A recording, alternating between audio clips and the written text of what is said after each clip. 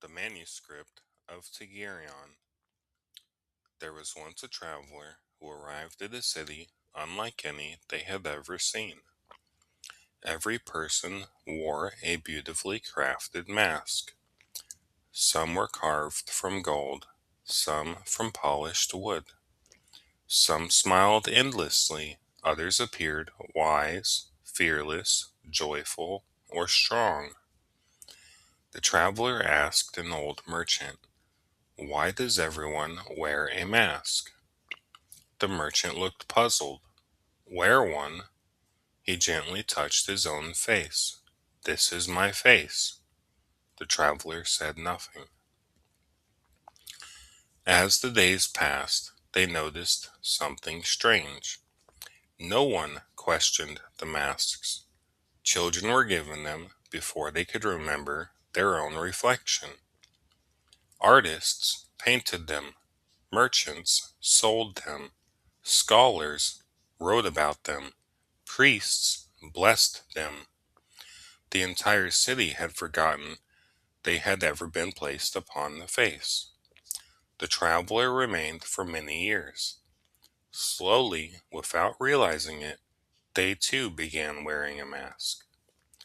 At first it felt uncomfortable, heavy, unfamiliar, but with time they adjusted it. They learned which expressions people admired, which words earned approval, which gestures brought respect.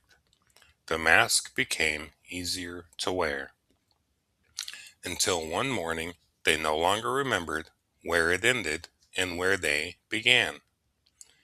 Many years later, while walking beyond the city walls, the traveler came upon an old lake hidden among quiet hills. The water was perfectly still. The traveler knelt to drink.